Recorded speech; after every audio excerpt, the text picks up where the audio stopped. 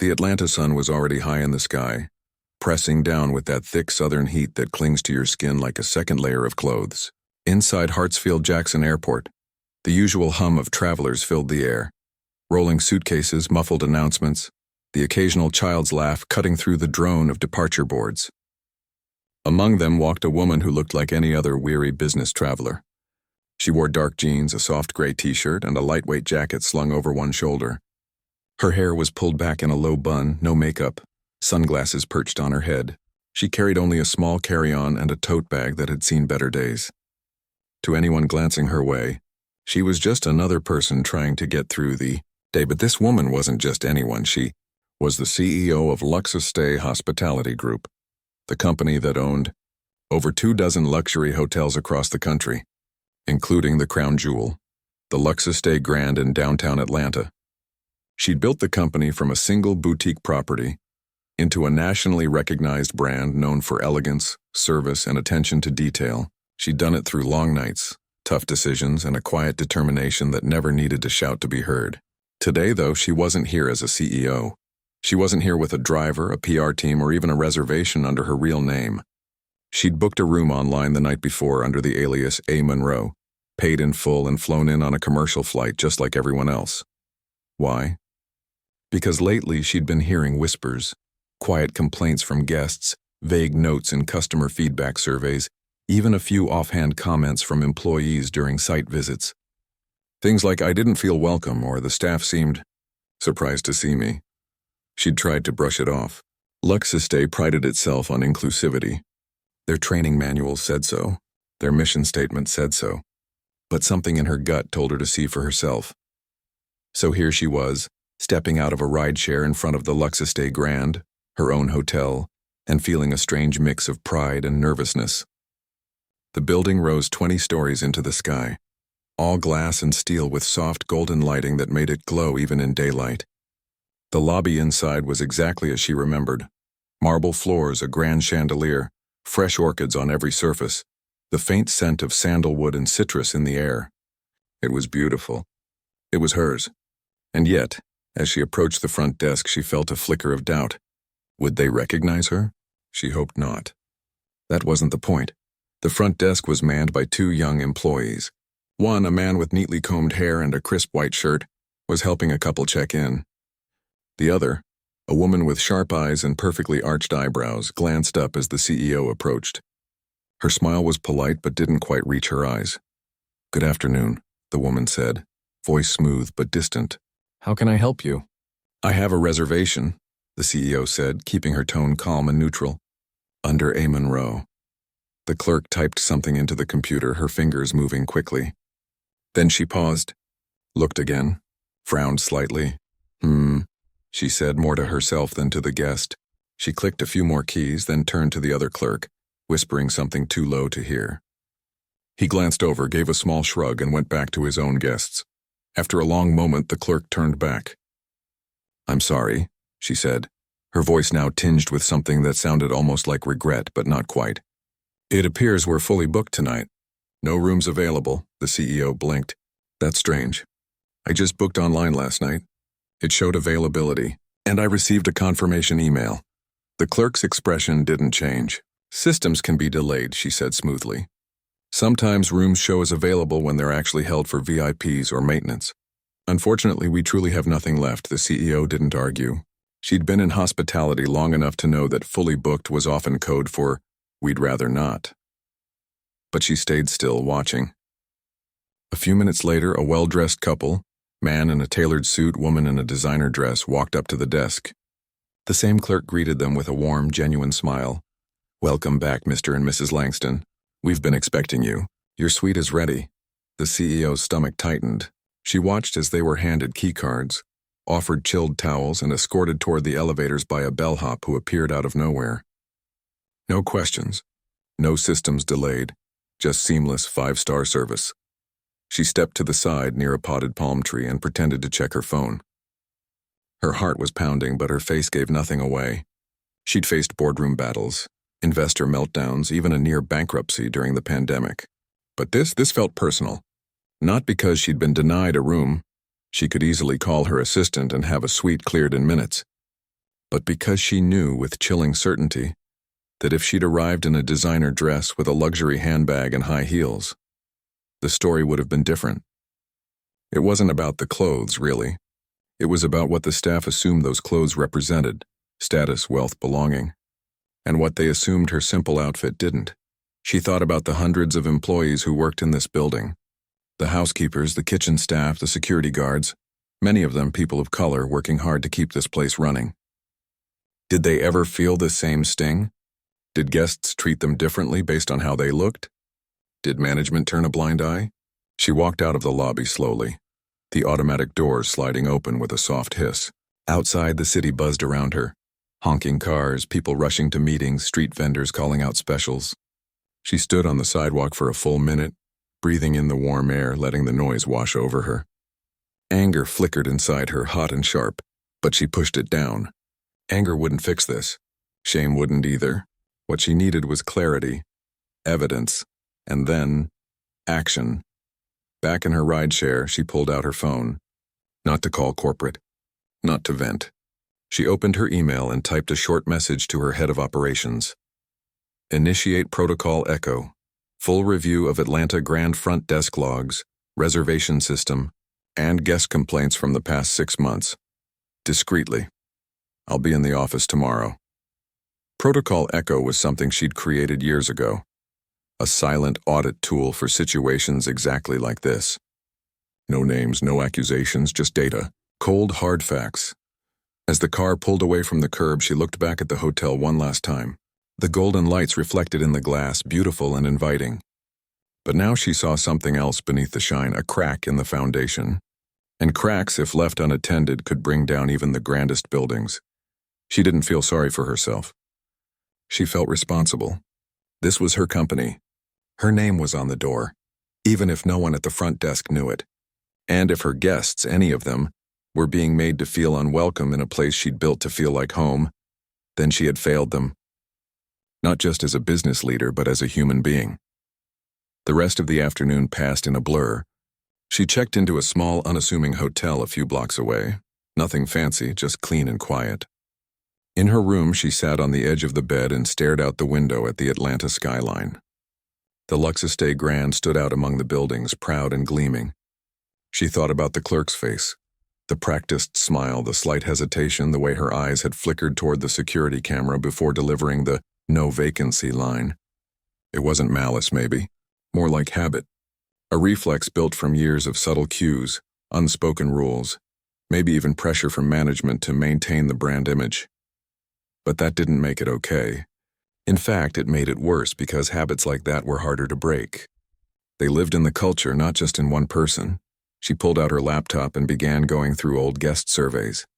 Page after page of glowing reviews, impeccable service, felt like royalty, best hotel experience ever. But then, tucked between the praise, little comments that stood out like splinters. Front desk seemed surprised I was staying here. Asked for my ID 3 times. Felt watched in the lobby. Most were from guests who didn't fit the typical Lux Stay profile, younger travelers, solo women, people of color. And almost all of them had been marked low priority by the customer service team. Filed away. Forgotten. Her fingers tightened on the edge of the laptop.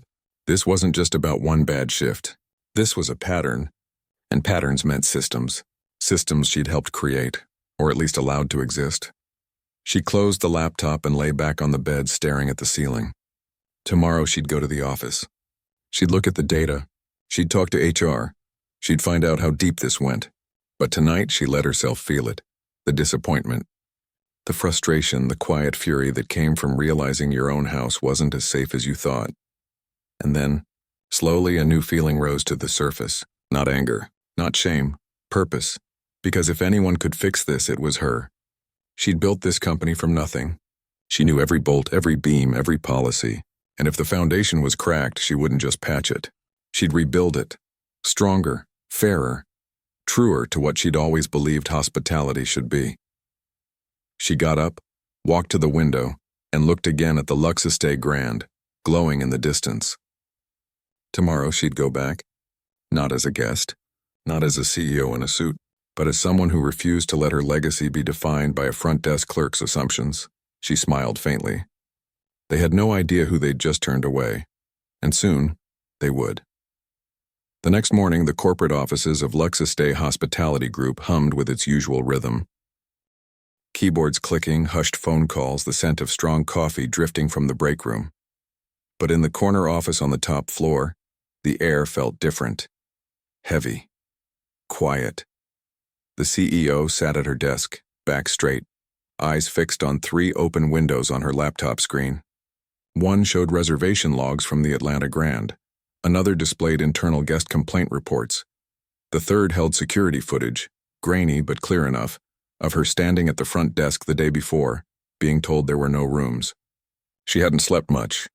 Not because she was angry, though that was there, simmering under the surface, but because her mind wouldn't stop turning. Every time she closed her eyes, she saw the clerk's face. Not cruel, not evil. Just certain that someone like her didn't belong in a place like that. And that certainty, she knew, didn't come from nowhere. Her head of operations had sent over the initial data just after 6 a.m. It wasn't pretty. Over the past 6 months, the Atlanta Grand had received 17 formal complaints from guests who felt they'd been treated unfairly, based on appearance, race, or perceived income level.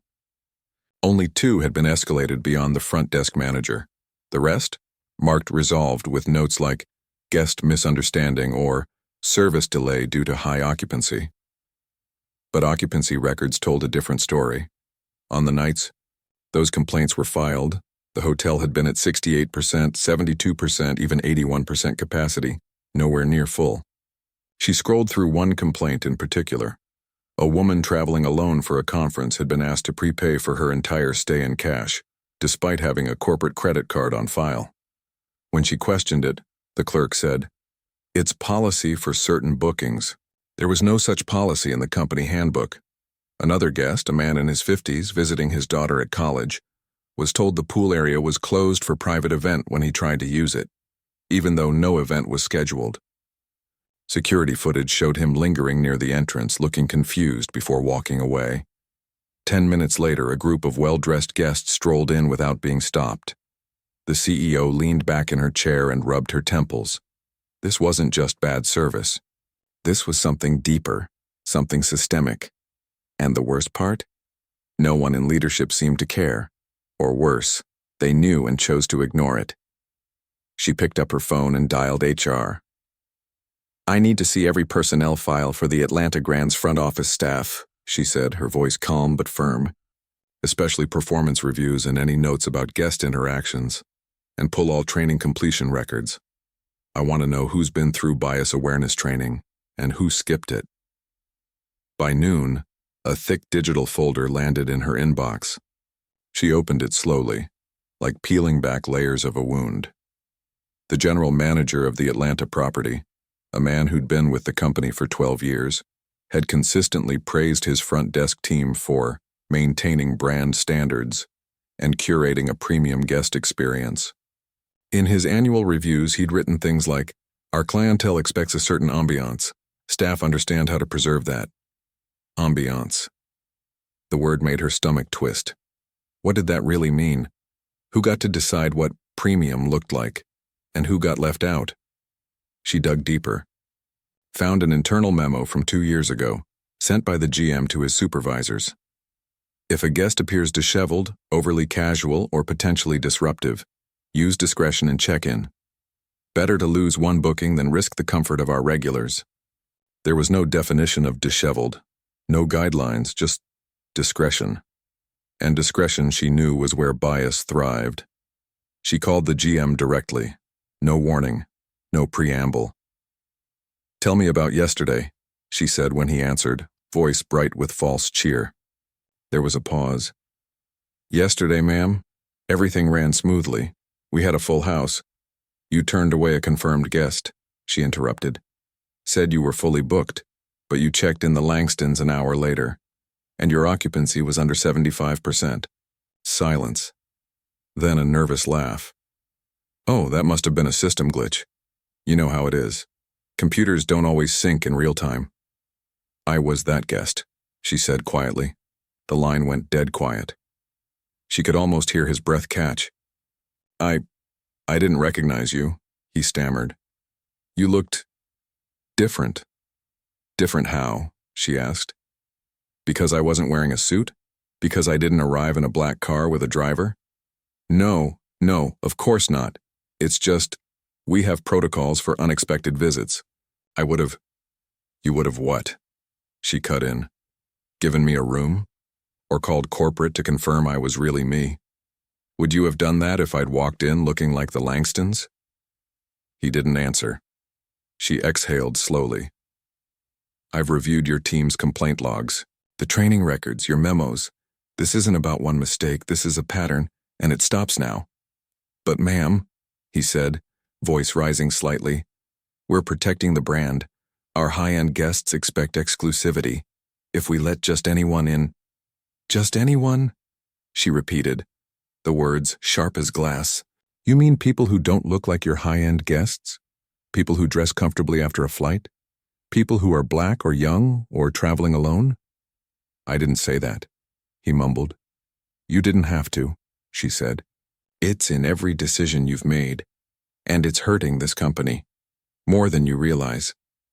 She ended the call without another word, sat there for a long time, staring out the window at the Atlanta skyline. The city looked the same, but everything had shifted. She couldn't fire him on the spot, not without a full investigation, not without giving him a chance to explain, though she already knew what he'd say. It's not personal. We're just protecting the experience. You don't understand the pressures of running a luxury property. She'd heard it all before in different forms from different people, but this time, it was her own house, her own name on the line. That afternoon, she gathered her closest advisors, 2 women who'd been with her since the early days, both known for their integrity and sharp eyes. She showed them the data, played the security footage, read the complaints aloud. Their faces went from confusion to disbelief to quiet anger. This is why I flew in alone, she said.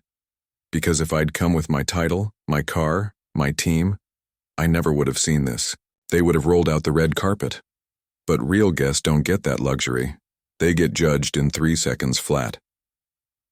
One of her advisors leaned forward. So what do we do? Audit every property? Mandate new training? Training won't fix this if the culture rewards the opposite, she said. People follow what's measured. Right now, that GM is being rewarded for curating ambiance, which really means keeping out anyone who doesn't fit a narrow mold. Until we change what we value, nothing will change. She paused, then added, I think I need to go back. Back where? The other advisor asked. To the Atlanta Grand, but not as the CEO, not even as a mystery shopper. I need to be inside, on the floor, see how decisions are made in real time. Her team exchanged glances. That's risky, one said. If someone recognizes you, then they recognize me, she said. But I won't use my name. I'll go in as a new hire, temporary, part of a guest experience immersion pilot. I'll work the front desk, housekeeping, maybe even the restaurant. I need to hear what staff say when they think no one's listening. It was bold, maybe even reckless. But she knew from experience that policies on paper meant nothing if the people on the ground didn't believe in them. And to fix a culture, you had to live in it, even if just for a week. Over the next 2 days, they set it up quietly. No announcements, no fanfare. She'd be listed in the system as Ava Mitchell, a temporary trainee from corporate sent to observe operations. Her real identity would be known only to the head of HR and the regional director, both sworn to secrecy. She'd wear the standard uniform, black slacks, white blouse, name tag. No jewelry, no phone during shifts. Just another pair of hands learning the ropes. The night before she returned to the hotel, she packed a small bag, comfortable shoes, a notebook, a water bottle. She didn't bring her CEO badge, didn't bring her anger. She brought curiosity and a quiet determination to understand how her own company had lost its way. When she arrived at the Atlanta Grand early Monday morning, the lobby was quiet. Just a few guests sipping coffee, the soft clink of dishes from the restaurant. She walked in through the employee entrance around back as instructed. A supervisor she'd never met greeted her with a tired smile. "You must be Ava," he said, handing her a key card and a schedule. "Front desk first. Shadow Maria for the morning. She's been here 5 years, knows the place inside out." Maria. The name rang a faint bell. She'd seen it in the complaint logs. Once, a guest had specifically praised Maria at the front desk for being kind and professional when others weren't. Interesting. She followed the supervisor through narrow hallways lined with lockers and bulletin boards, past the laundry room humming with machines, up a service elevator that smelled faintly of bleach. When the doors opened on the lobby level, she took a deep breath. This was it. Maria was exactly as she'd imagined. Mid-30s, warm eyes, hair pulled back in a neat ponytail. She greeted Ava with a genuine smile. "Welcome, don't worry. It's slow right now. I'll show you the system." For the next few hours, the CEO, now Ava, watched and listened. Maria handled check-ins with patience and grace. She remembered regulars' names. She offered extra towels without being asked. When a young couple arrived looking nervous, clearly on their first big trip, she upgraded them to a room with a view, just because. But then mid-morning a man walked in. Late 20s, wearing a hoodie and jeans, carrying a backpack. He looked tired, maybe a little lost. He approached the desk. "Hi, I have a reservation," he said. Voice quiet. Maria checked the system. Nodded. "Yes, Mr. Carter, we have you in a standard king." But before she could continue, the other front desk clerk, the one from the day before, leaned over. "Is his ID matching?" she asked, just loud enough for Ava to hear. Maria gave her a look. "It's fine, Lisa." But Lisa didn't back down. "Remember last month? The guy who trashed the room? Looked just like this." Maria sighed, then turned to the guest. "I'm sorry, sir. Corporate policy requires a credit card on file for incidentals. Do you have one?" The man nodded, pulling out a card. But Lisa was already typing, her expression tight. "System's flagging it," she said. "Says it's not valid." Ava watched closely. The card looked fine. No frayed edges, no expired date. But Lisa shook her head. "Sorry, we can't accept it." The guest's shoulders slumped. "But it's my bank card. It's always worked." Maria hesitated, then said gently, "Maybe try calling your bank. Sometimes they block transactions." He nodded, defeated, and stepped aside to make the call. As soon as he was out of earshot, Lisa muttered, "Classic. Shows up with a debit card, expects a luxury suite." Maria didn't respond, but Ava saw the way her jaw tightened. Later, during a break in the staff lounge, Ava sat near Maria. "That guest earlier," she said carefully. "Seemed like a mix-up." Maria stirred her coffee. "Happens more than you'd think. Some folks just assume certain people won't fit in here. So they find reasons to say no." "Is that allowed?" Ava asked. Maria gave a small, sad smile. "Not officially. But no one ever calls it out. And if you push back, you're not a team player." She lowered her voice. "Last year I wrote up a report about it. Got told to focus on positive interactions. So I stopped." Ava felt a lump in her throat. This wasn't just about one biased clerk. It was about silence. About good people learning to look away because speaking up cost too much. Over the next few days, Ava saw more. Heard more. A housekeeper whispering about how security followed certain guests in the hallways. A server saying they were told not to seat solo diners in the main restaurant during peak hours. It ruined the atmosphere. Even the valet admitted, offhand, that some cars got priority parking based on make and model. And through it all, the general manager walked the floors with a clipboard, praising staff who kept things smooth and handled situations quietly. He never once asked if smooth meant fair, or if quietly meant unjustly. By Thursday, Ava, still in her role, had enough. She'd seen the pattern with her own eyes, felt the weight of it in the way staff lowered their voices when certain topics came up, watched how some guests were treated like royalty, while others were made to feel like intruders. That night, back in her modest hotel room, she sat on the edge of the bed and opened her notebook. Pages filled with observations, quotes, names, dates. Not just evidence, stories. Human stories. Of dignity denied. Of trust broken.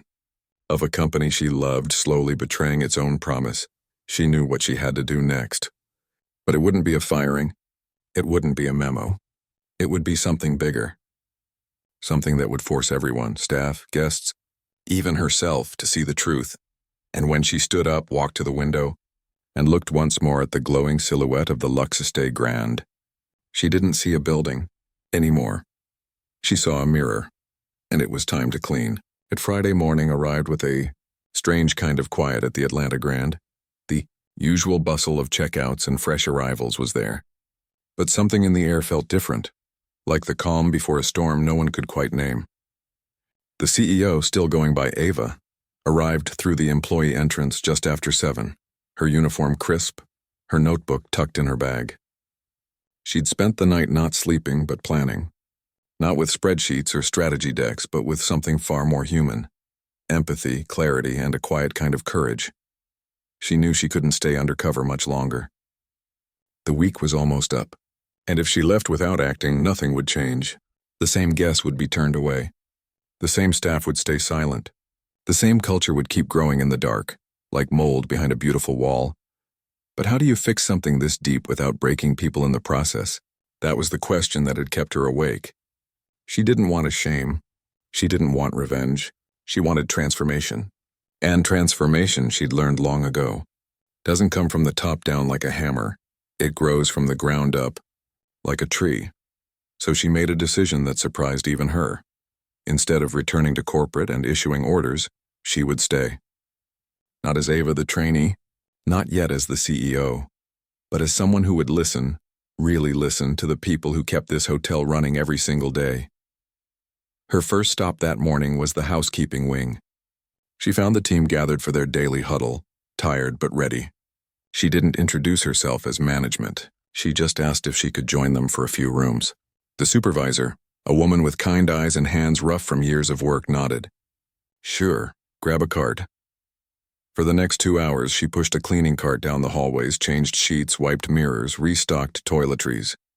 She worked alongside women and men who'd been here for years, some for decades.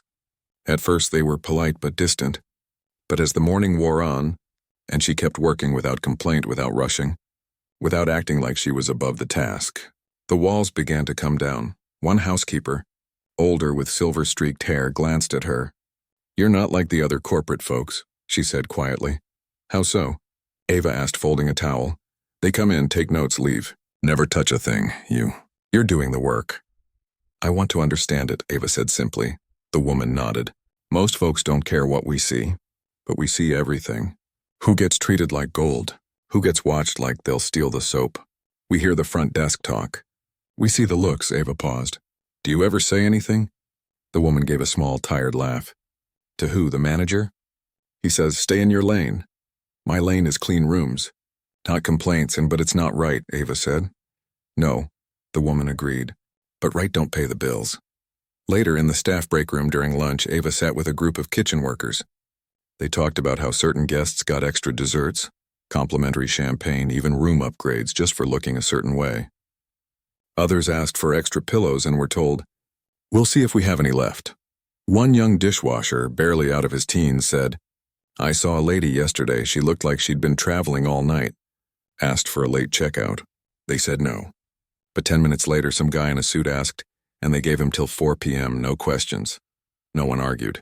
They just nodded, like it was normal, like it was just how things were." That's when it hit her. The real problem wasn't just bias. It was resignation. People had stopped believing things could be different. By mid-afternoon, Ava returned to the front desk for her final shift as a trainee. Maria was there, handling a line of guests with her usual grace. But Ava noticed something new. Maria seemed tense, distracted. During a lull, Ava pulled her aside. "You okay?" Maria hesitated, then lowered her voice. "Lisa got called into the GM's office this morning. I think he knows someone's been watching. He's been edgy all week." Ava's heart jumped. Had someone figured her out? She hadn't slipped. She'd been careful, but paranoia spreads fast in places built on secrets. "Don't worry," Ava said gently. "Whatever happens, it's not your fault." Maria looked at her, really looked at her for the first time. "You're not just a trainee, are you?" Ava didn't answer. She just held her gaze. And in that moment, something passed between them. Not suspicion, but understanding. That evening, instead of heading back to her room, Ava stayed late. She walked the entire property. Lobby, restaurant, pool deck, even the parking garage. She watched how staff moved, how guests were greeted, where the energy felt warm and where it felt cold. She took mental notes not of failures but of possibilities, where kindness still lived, where fairness flickered even if dimly. And she made up her mind. The next morning, Saturday, she didn't show up as Ava. She didn't wear the uniform. She walked into the Atlanta Grand through the front doors, just like any guest. But this time she carried herself differently. Shoulders back, chin level, eyes clear. The same front desk clerk from the first day, Lisa, was on duty. When she saw her, her face went pale. She recognized her now, not as a guest, not as Ava, but as the woman from the reservation, the one she'd turned away. Before Lisa could speak, the CEO walked straight to the desk. "I'd like to speak with the general manager," she said, voice calm but firm. "Now," Lisa stammered, he's in a meeting. Tell him it's urgent. And tell him it's from corporate." 5 minutes later, the GM came rushing out of his office, tie slightly crooked, face flushed. When he saw her standing there, his expression shifted from confusion to dread. "Ma'am," he said quickly, glancing around to see if anyone was watching. "I didn't expect—" "I know," she said. "That's the point," she didn't yell. Didn't accuse. She simply said, "Gather your department heads.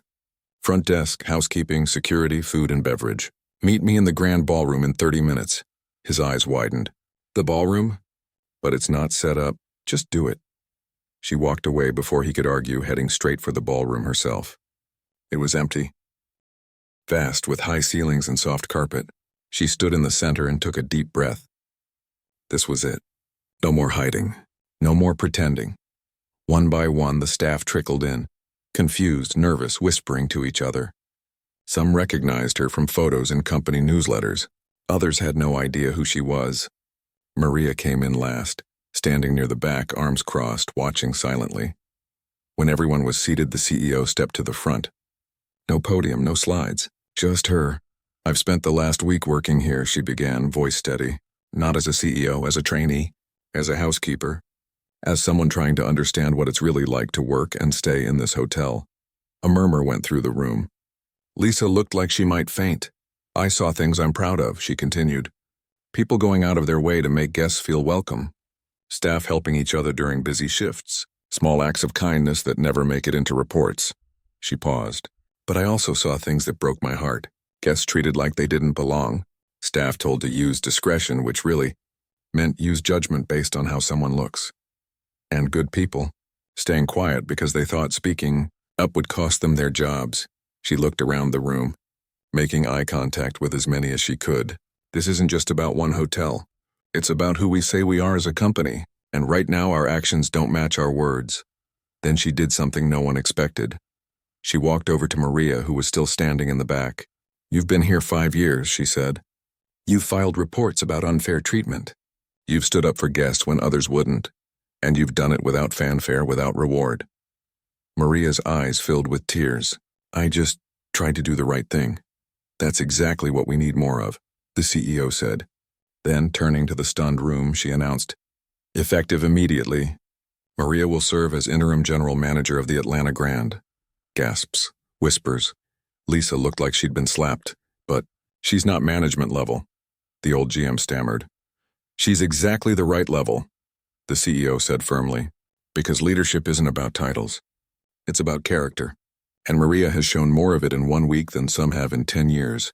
She didn't stop there.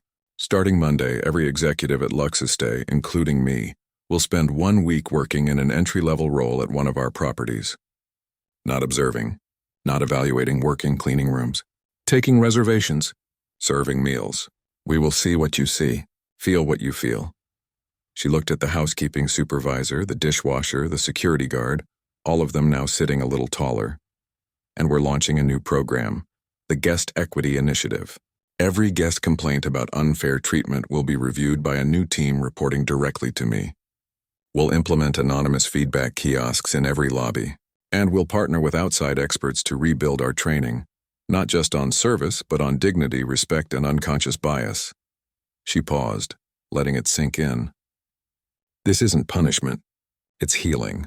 Because a hotel isn't just a building with rooms, it's a promise. A promise that whoever you are, wherever you've come from, you deserve to feel safe, seen, and welcome under our roof. Then she did one more thing. She walked back to the center of the room and said, "I owe you all an apology. As your CEO, I failed to see what was happening in my own house. I trusted systems that were broken. I assumed our values were being lived out when in truth they were being ignored." Silence. Then from the back, Maria started clapping. Slowly at first, then others joined. Not out of fear. Not out of obligation. But because for the first time in a long time they felt heard. After the meeting, the CEO didn't leave. She stayed. She walked through the hotel with Maria, talking about changes, listening to ideas. She sat with the housekeeping team at lunch. She thanked the dishwasher by name. And when she finally stepped outside that evening, the Atlanta sky was turning gold with sunset. The Lux Estate Grand still stood tall, still beautiful, but now it felt different. Lighter, like it could finally breathe. She knew the work was just beginning. There would be pushback, mistakes, days when old habits tried to creep back in. But for the first time since she'd been turned away at her own front desk, she felt hope. Not because she'd fixed everything, but because she'd started something real. And real change, she thought as she walked away, doesn't happen in boardrooms. It happens in hallways, in break rooms, in quiet acts of courage. And sometimes it starts with one person refusing to look away. The days that followed were anything but quiet. Word spread fast, not just through the Atlanta Grand, but across the entire Lux Stay chain. A corporate-wide email went out Sunday night, signed by the CEO herself, announcing the Guest Equity Initiative and the new Leadership Immersion Week. It didn't read like a typical memo full of jargon and bullet points.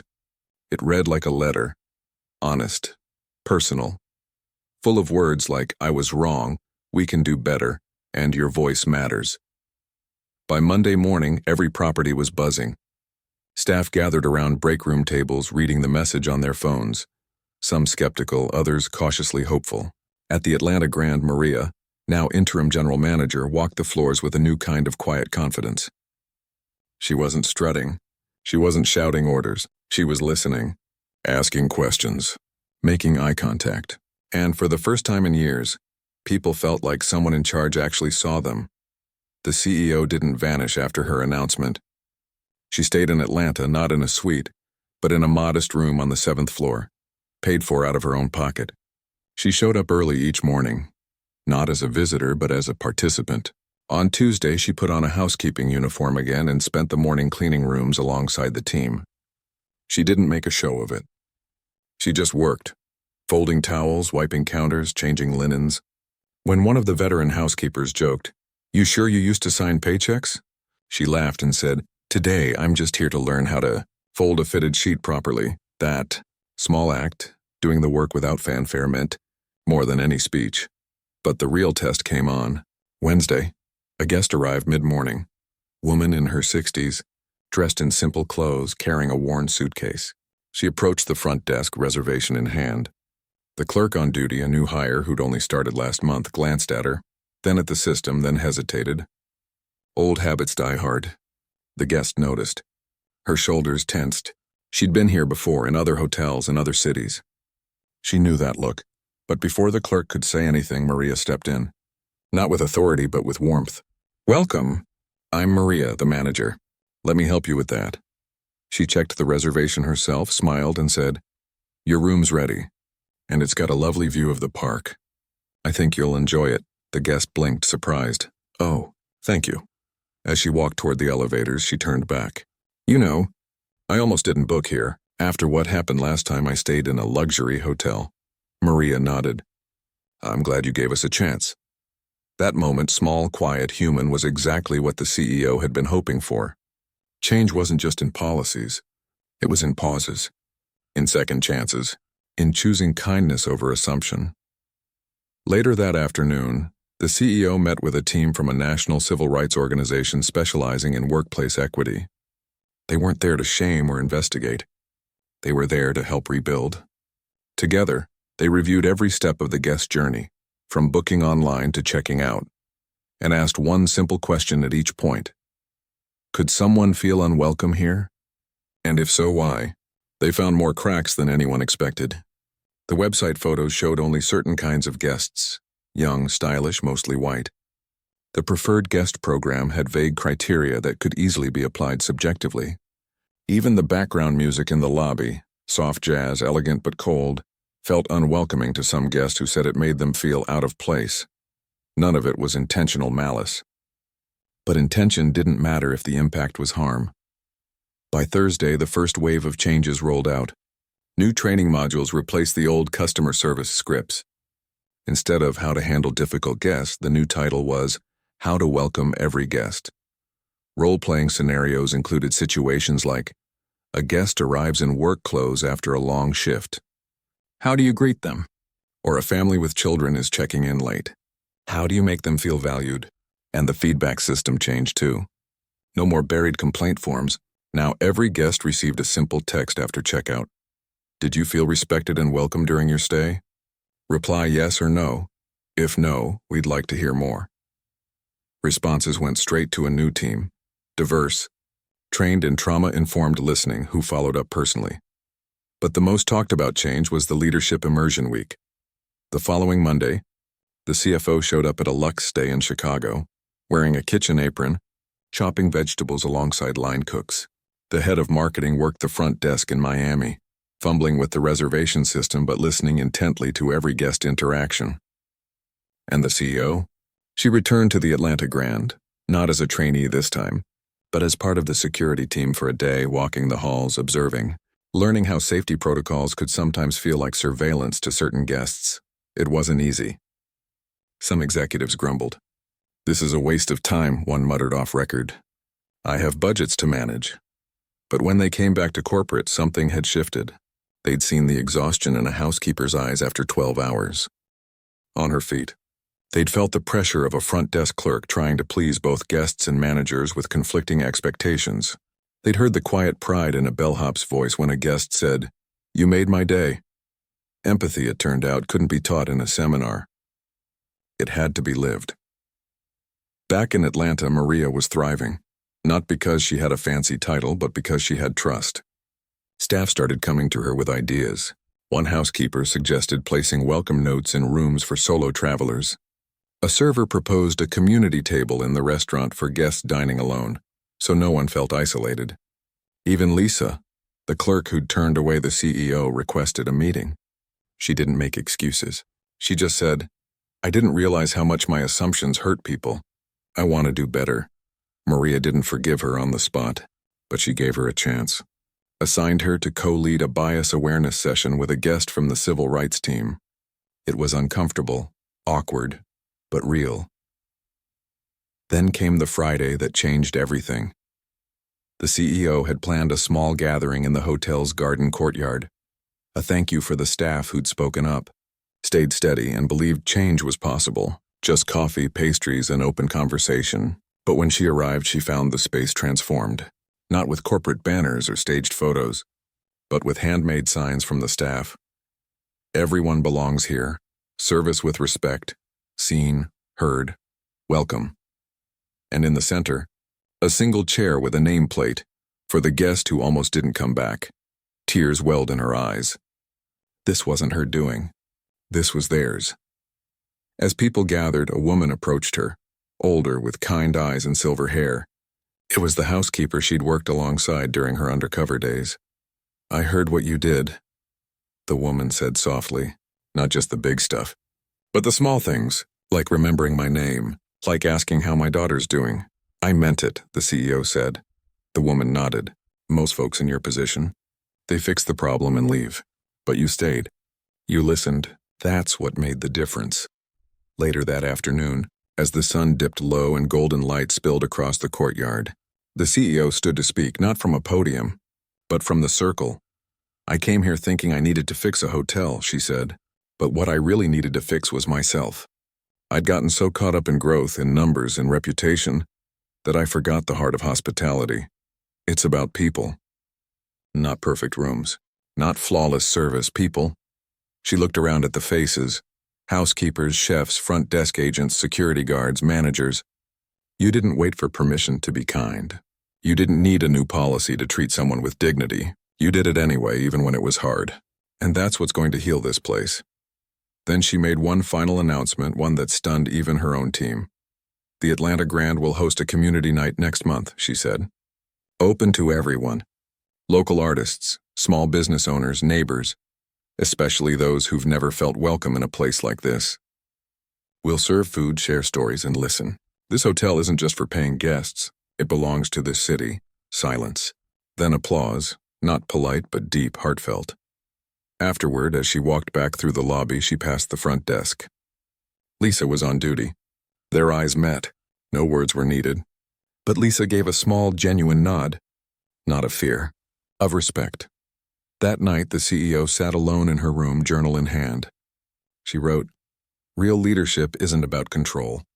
It's about creating space for truth, for healing, for people to rise." She thought about the guest who'd almost been turned away again that Wednesday, about the housekeeper's tears, about Maria's steady hand, about the quiet courage it took to say, "I was wrong." This wasn't the end. It was the beginning of something deeper, something truer. And for the first time in a long time, she felt proud, not of the hotel's 5 stars, but of the hearts that kept it alive. 6 months later, the Atlanta Grand didn't just feel different. It felt alive in a way it never had before. The change wasn't in the marble floors or the chandeliers, those were still there, still gleaming, but in the air, in the way people moved through the space.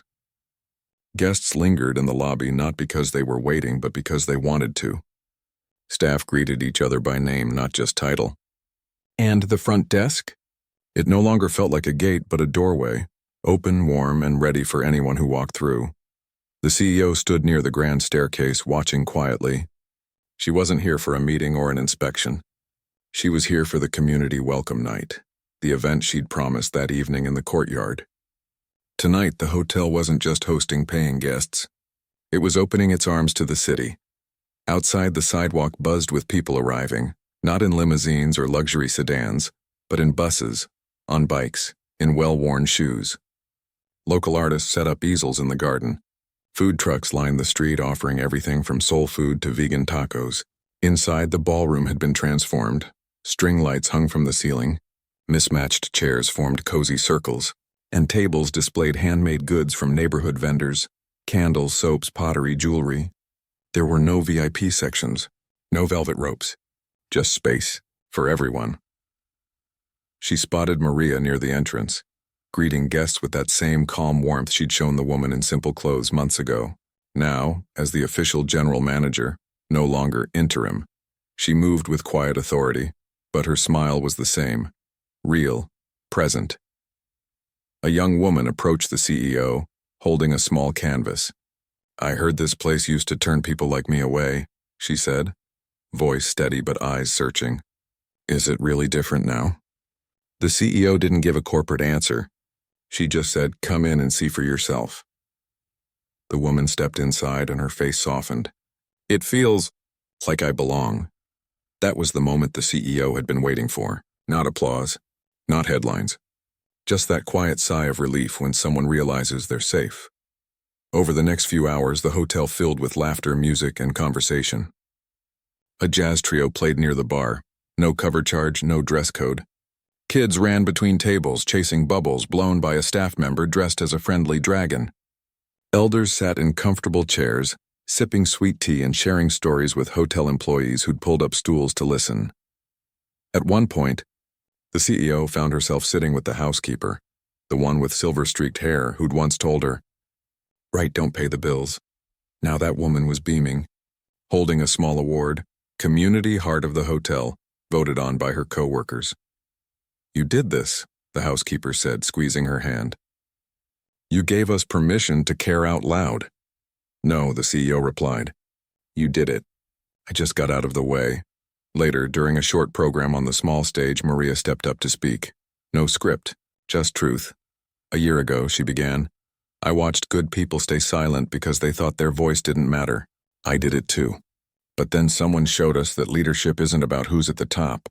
It's about who's willing to stand with you in the hard moments." She looked out at the crowd, hotel staff, neighbors, local business owners, former guests who'd once felt unwelcome. This hotel isn't ours. It's yours. And tonight, we're not serving you. We're celebrating you." Applause rose. Not polite, but full-throated, joyful. Afterward, the CEO wandered through the rooms, not as an executive, but as a guest in her own home. She stopped at a table where a group of teenagers were painting small tiles with messages like, "You are enough," and "Welcome, friend." She joined them, picked up a brush, and added her own. "Everyone belongs." Near the pool deck, now open to all guests. No private event excuses. She saw the dishwasher from months ago, now training as a sous chef. Laughing with a group of culinary students from a local community college, Luxestay had started a hospitality apprenticeship program, and he was its first graduate.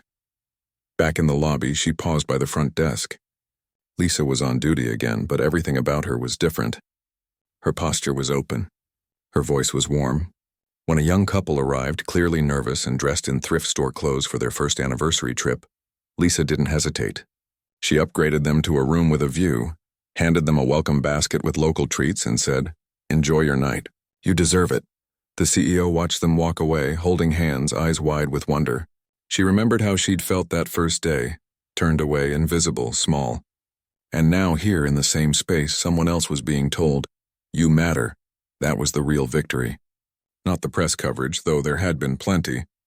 Not the industry awards, though Luxestay had won Most Inclusive Hospitality brand from a major travel magazine. Not even the rising guest satisfaction scores, though they jumped by 38% among underrepresented groups. The real victory was in the quiet moments. The ones no camera caught, the ones that couldn't be measured in dollars. A few weeks earlier, she'd received a letter. Not an email. A real handwritten letter on lined notebook paper. It was from a woman who'd stayed at the Atlanta Grand 2 months after the changes began. She wrote, "I'm a teacher. I don't make much. I saved for a year to take my daughter on a fancy trip. I was so scared they'd look at us and say we didn't belong. But from the moment we walked in, we were treated like royalty. Not because of what we wore, but because we were there. My daughter said, 'Mom, this is the first time I felt like I could be anyone I want.' Thank you for giving her that." The CEO had read that letter 3 times, then tucked it into her desk drawer, right next to the reservation confirmation from the day she'd been turned away. Now, as the night wound down and guests began to leave, some hugging staff, others promising to return, the CEO stepped outside. The Atlanta sky was clear, stars peeking through the city lights. She leaned against a pillar, breathing in the cool night air. Maria joined her. "You did it," she said softly. "I didn't do it alone," the CEO replied. "None of this works without people like you, people who choose kindness even when it's risky." Maria smiled. "You gave us the chance to be who we really are." They stood in silence for a while, watching the last of the food trucks pack up, listening to the distant hum of the city. "You know," the CEO said finally, "I used to think success meant building something perfect. Flawless service, 5-star reviews. But I was wrong. Success isn't about perfection. It's about repair. About seeing where you've hurt someone and having the courage to make it right." Maria nodded. "And about making sure it doesn't happen again." Inside, the lights of the lobby still glowed, soft, golden, inviting. No longer a symbol of exclusion, but of homecoming. Over the next few months, the ripple spread. Other hotel chains reached out not to copy, but to learn. The CEO spoke at conferences, not as a hero, but as a student, sharing mistakes, setbacks, and small wins. She refused to call it a diversity initiative. She called it what it was, returning to our humanity. Employees from other companies wrote to her, saying her story gave them courage to speak up in their own workplaces. A school in Atlanta invited Maria to talk to students about leadership. Even Lisa, once the face of the problem, became a trainer for the new bias awareness program, using her own journey as a lesson in humility and growth. But the CEO never lost sight of the core truth. This wasn't about her. It was about the guest who finally felt seen, the housekeeper who felt valued, the young dishwasher who now dreamed of running his own kitchen. One rainy afternoon, months after the community night, she returned to the Atlanta Grand, not for an event, not for a meeting, just to be. She walked through the lobby and saw a woman sitting alone on a couch reading a book. She looked tired, maybe a little lost. The kind of guest who, a year ago, might have been watched, questioned, or quietly turned away. But today, a staff member approached with a warm smile. "Can I get you a blanket? Or maybe a cup of tea?" The woman looked up, surprised. "Oh, that would be lovely. Thank you." As the staff member walked away, the woman's shoulders relaxed. She leaned back, closed her eyes for a moment, and smiled. The CEO watched from a distance, heart full. This was it. This ordinary, beautiful moment of care. That was the legacy she wanted to leave. She turned and walked toward the front desk, not to check in, but to say goodbye. Maria was there, and they exchanged a look that needed no words.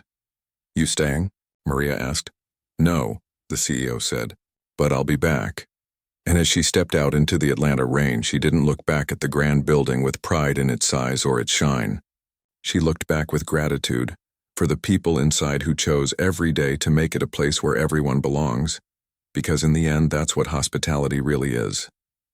Not luxury, not perfection, but the simple, powerful act of saying without words, "You are welcome here." And that, she knew, was worth more than any 5-star rating.